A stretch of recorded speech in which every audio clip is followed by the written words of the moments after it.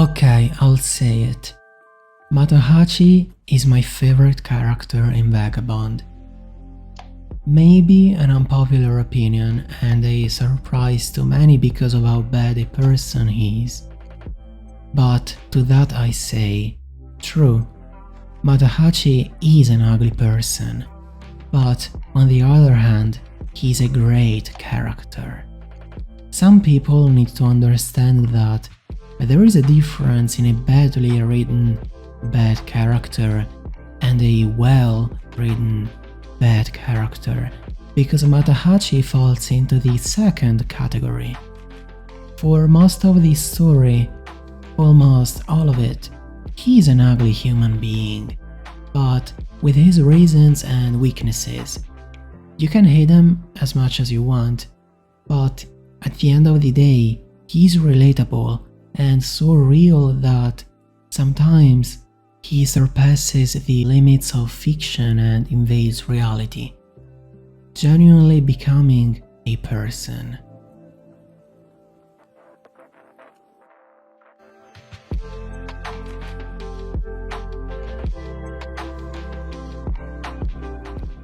Matahachi's problems start with his deep envy toward Takezo that helplessly demands him to chase his friend and keep up with him at whatever he sets his eyes on, though in a toxic way that makes him lose his identity as Matahachi, that makes him want to be someone else, further complicating his inferiority complex that at the core has this fundamental confusion whether or not the way of the sword is truly what Matahachi wants for himself, because surely that's what Takezo wants to pursue, but is it the same for him as well?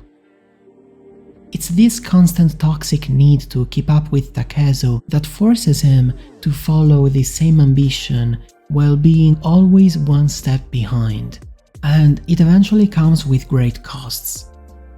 The moment he recognizes an opportunity to surpass Takezo and take something away from him, no matter how or what, he hesitates, but cannot resist and ends up betraying his rival, starting to lose sight of the real treasure in his life.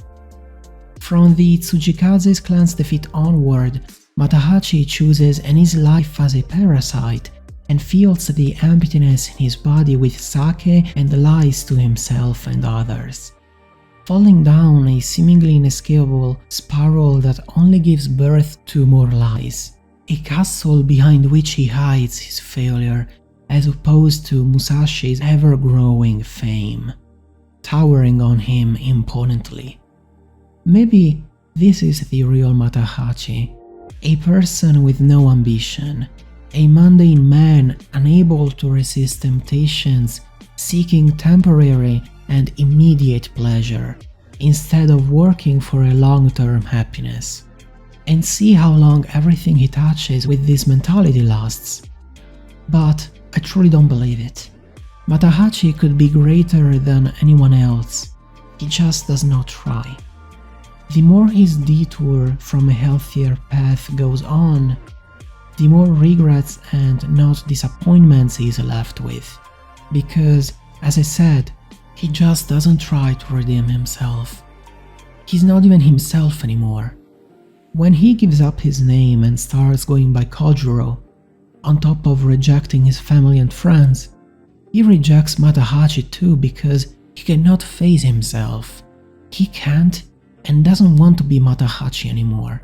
I said this in my previous video, that Takuan was all he needed.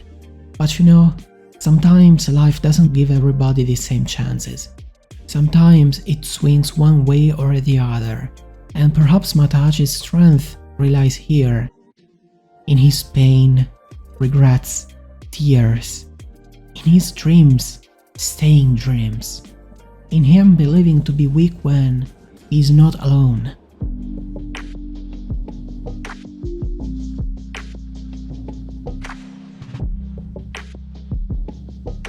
Matahachi's character, after reaching the lowest of the low, finally develops during his confrontation with Takezo and Otsu, after years of pilgrimage. It's after meeting again his childhood friends that he manages to accept himself and, most importantly, those around him. It's here that he stops running away from his problems and nature. It takes him years to understand that he needs to go back and embrace those precious to him. Matahachi finally grows up thanks to this reunion with his past, a cathartic episode where he accepts Otsu, Musashi, his mother, and himself for who they are.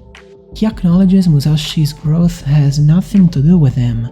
No use comparing, no use trying to be him. He should just be Matahachi, and it's indicative how he goes back to his original hairstyle. And when he's finally naked, returned to himself, freed of all lies, he wants to die, but doesn't even have the courage to suicide, to take the easy escape, as always. And once again, he receives support from his mother, reminding him that, just like the kanji Hachi in his name, he mustn't forget his path expands endlessly, more than anyone's, thanks to all his mistakes and detours. The lesson is to not be strong, but to try to be strong. Maybe it's even better, because when trying to be strong, you tend to a goal and can go on endlessly toward that objective. Unlike when you reach your destination, where you're done and cannot proceed, ulteriorly bettering yourself. Maybe there shouldn't be an end to such a journey. I think it's way cooler if we put it like that. And to me, it's very poetic that in the final part of the manga, after a time skip where our imagination is left to wonder about his life, we see him old, relieved and happy to tell Musashi's tales. Matahachi is imperfect and flawed, but who isn't? I believe his journey led him to Musashi's same ideal destination. The price he paid for his diversions is inestimable, but when it seemed too late, and for some aspect it was, his family was there for him, despite seeing through his lies. But that's love. Love that he had rejected at first for way too long. Matahachi is among the strongest, thanks to all he went through, because it's only through pain that he matured to a level some people, even in real life, will never reach.